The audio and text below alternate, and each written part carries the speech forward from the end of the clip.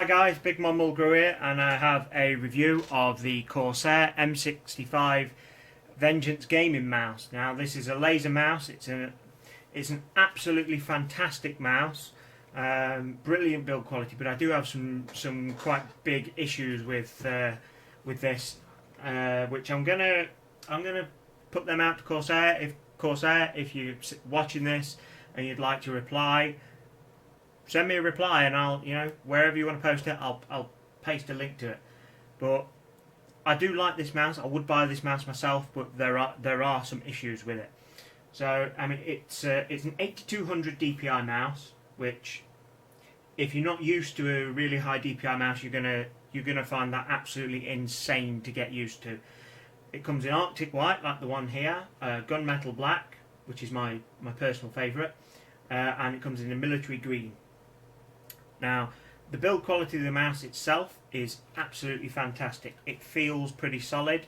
Personally, it's a little bit smaller than I'd like. I have big hands. As you can see, the position I normally hold my mouse in, my fingers are over the end. It doesn't make it difficult to use, but for me, for my size hands, I'd probably go with one of the slightly larger ones. If I pick up my old Logitech mouse, my fingers are naturally right on the buttons, so it's much more natural to use. Now this mouse has a sniper button on the left hand side, which basically it drops the DPI resolution down to 400 DPI, which is configurable in the software, but we'll get to that in a minute. That basically is for your precision shooting in FPS games, or anything else where you want a bit more precision. Again, I don't think the ergonomics of this mouse are fantastic, because if I hold this, bearing in mind that my hand is a little bit too big for this mouse, the sniper button is in perfect position for me. Now, the issue I see with that is if you've got slightly smaller hands, you're going to end up sort of here, and I'm sure for a lot of people with sort of smaller hands, it would feel much more natural if they moved the sniper button down the mouse a little bit. Maybe if they just made it a bit longer. It's not a major issue. I mean, we're getting a mouse here with several programmable buttons. You're not going to be somebody who's complaining about having to move your hand a little bit, but still, it just feels for a mouse at this end of the spectrum, for it to be perfect, not such a blindingly obvious issue. I mean, surely somebody must have picked it up and realised that it doesn't feel right. After a little while of using it, it does feel right, but again, like I say, I have big hands and the sniper buttons are perfect for me, but I would imagine if you've got smaller hands, it's going to end up right on the tip of your thumb and it's not going to feel quite right. Now, all the buttons feel pretty solid. They're rated for something ridiculous like 20 million clicks. God knows how Corsair have tested that. I just have visions of somebody sitting in the factory going like that all day, every day, for weeks while they test this mouse. And what if you lose count? I mean, you really don't want to have to start from scratch. Now, the scroll wheel on this got this nice rubber surround to it. It does feel very, very solid. That it's a large scroll wheel to give you more precision, and it's got a nice little notch after each one, so you know exactly where it is. Give you feedback.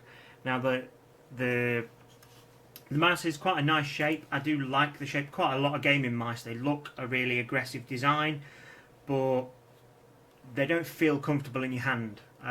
Some mice feel really comfortable in your hand, but they look terrible.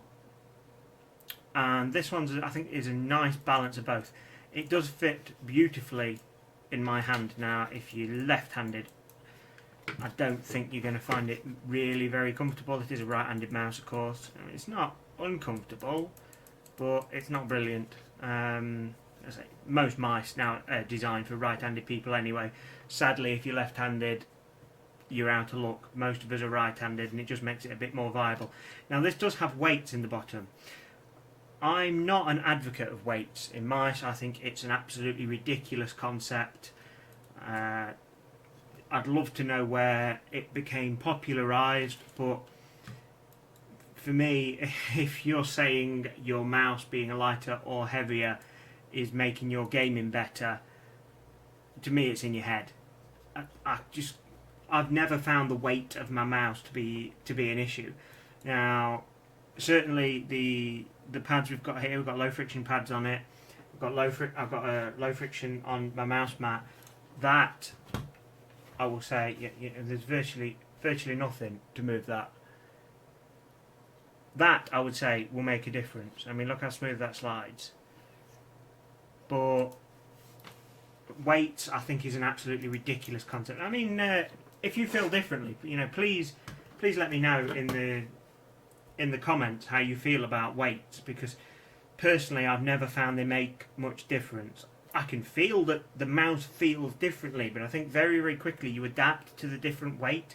I mean, I've tried this mouse out with and without the weights, and after 2 minutes you don't even notice it. So I've tried a few other mice with weights and I really don't see the advantage. Now if I quickly plug this in,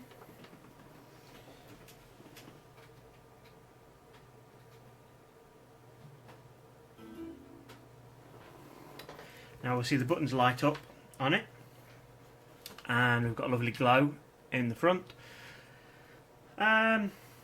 The lighting on it I think could be better. It would be nice if we had something down the back, because where you're sitting, I mean, if I hold it at the angle I'm seeing at it where I'm sitting at it, you don't really see the lighting. If I spin it around, it's lovely lighting, but it's your spectators that are going to see it. And how many of us have got spectators when we're using a gaming mouse? I'd love to think that I'll be in a massive Dota or League of Legends tournament one day, and there's thousands and thousands of people watching how awesome my blue glowing mouse is. But for me, from that angle, all I see is the little lights on top. Now the little lights on top are for the DPI switcher. Now this mouse has 3 DPI settings. You can configure those in software, which again we'll get to in a minute. We just press up or down and it changes the mouse's DPI setting. It's a brilliant touch, and it comes back to one of the things that I really don't like about this mouse. But we'll get to that in a minute. I mean, like I say, I would spend my own money on this mouse. I'd probably buy the next, a slightly bigger one, but it is a very nice mouse. The build quality is brilliant on it. Now, I do recommend, if you're not used to a particularly high DPI mouse, the lowest setting is going to be higher than most normal mice. I would suggest you start on that if you're gaming, and after a while go up one. Once you get used to that, go up again. Now, because if you're putting it on a really high DPI setting, it's going to give you brilliant accuracy, it's going to give you brilliant response. But if you go straight onto the top setting when you're not used to a high DPI mouse, you're going to have difficulty controlling it. Now, the mouse I used to use was 2400 DPI. When I first tried this out, just as a comparison, I put it on its maximum DPI setting, 8200, and I would find, because I have used a lot of high DPI mice a lot, and I use a mouse all day, every day, I adapt to it very quickly, and when I'm trying to click on things, everything goes fine. But when I'm in a game and I get attacked, and you go on reaction, I'm always overshooting things, because it takes a little while to get used to it. Now, you'll probably find that after a week of playing with it on the higher DPI setting, your reactions are going to be pretty much spot on. But I would say work up slowly. It will take a little bit of getting used to. Right, so now let's go over the things that I don't like about it. Now, it was actually quite a good experience unboxing this, because it's a lovely box. The shape of this, it's very unusual. I'm sure this is more for display than practicality. But it's nice. It shows off the mouse well. It's great. The problem comes when you get inside and you start digging through looking for the software, thinking, well, it's a mouse, you don't really need software.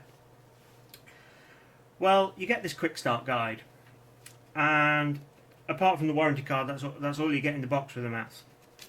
And this is something I'm going to be questioning Corsair about, because I think there should be more in the box, particularly because of another issue which we'll go over in a moment. Now here's the instructions. picture instructions, of course, so that we don't have to write it in multiple languages. So basically turn your PC on, plug it in by USB, and visit this web address to get the software. That is absolutely ridiculous instructions. To tell me I need to turn my PC on and plug the mouse in for it to work. I mean, come on, Corsair, we're not idiots. We know we have to plug a USB mouse into USB for it to work. The only important step here is this one. Go to the website to get the software, because it doesn't come with a software CD. And this is what really annoyed me about this, because the software CD, you know, we don't have software with this mouse, but it's very important that it comes with software. Now, the software lets you do some things that aren't a big deal. You can play about with the button configurations. You can turn the lighting on or off. Why you'd really want to, I don't know. And it's the second tab that people are really going to want, the manage performance. And what I didn't realise until I'd had trouble getting the software is that this mouse's preset, its maximum setting is only 6000 DPI. Now, there's nothing in the instructions to say otherwise. If you look on the back, you've just got a technical support. You know, go here for technical support. We've got the FCC statement, and we've got all the contact links. There is nothing in the manual, nothing in the box to suggest that the maximum setting of this mouse would be anything other than the 8200 DPI it says on the box. So you think, no problem. I mean, everybody's got the internet nowadays. You know, I'm buying a gaming mouse, I'm going to have the internet. I'm going to be fairly technical. So I'll just go to that web address and download the software. The problem is, when you go to that web address, guess what you get? Yep, that's right. Page not found.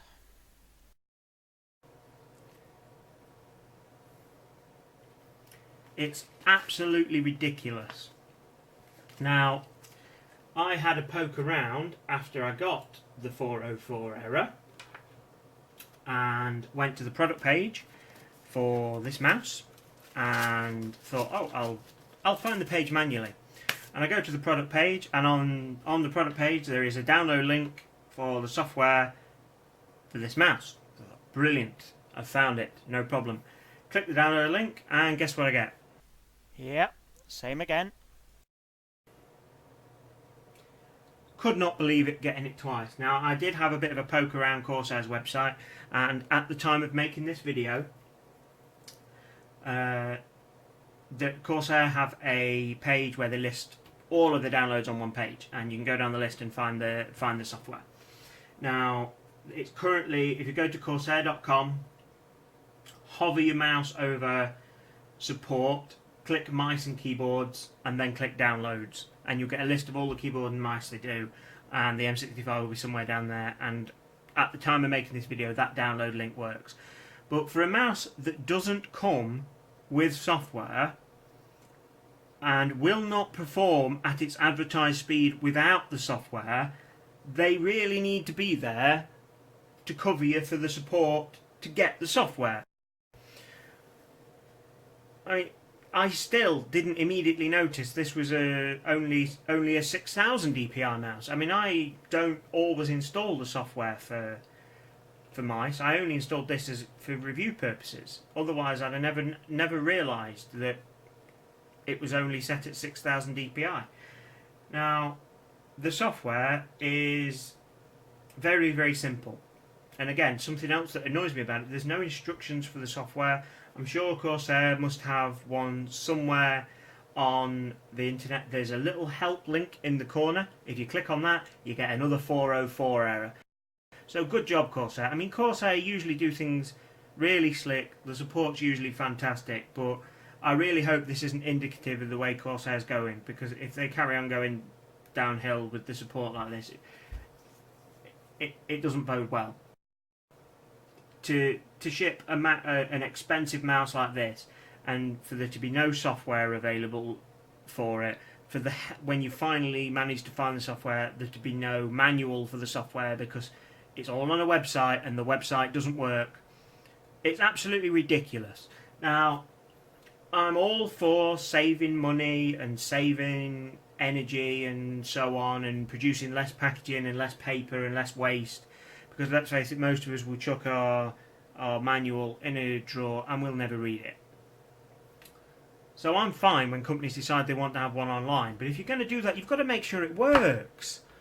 I mean, to have an online manual and an online only manual and it not work it's just a joke.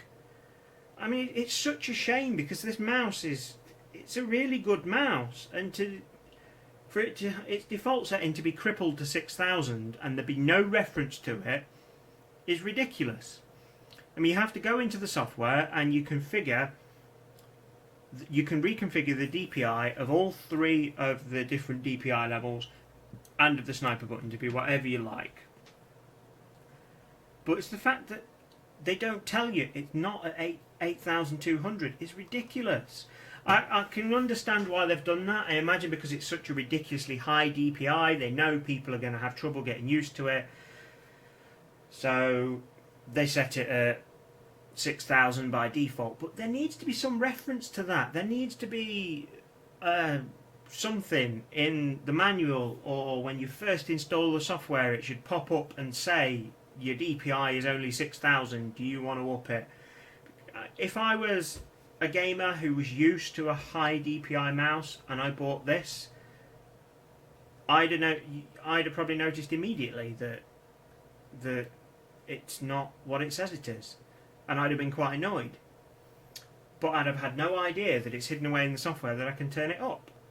So if you do have one of these and you haven't installed the software, I do recommend you have a poke around, find the software and install it, and play about with the DPI settings. Put it to something you find more useful. Now, what I will probably end up doing with a mouse like this is I will have the top setting on 8200. I'll have the sniper setting on 400 on its default, and then I'll probably have the bottom one fairly low for if I need to do anything precise, like some fine graphics work, if I'm graphics editing or something like that. But if I was using this mouse long term, I'd have it on 8200 and just leave it there till I get used to it. I do recommend you turn it up a little bit at a time, but I'm not always one to follow my own recommendations.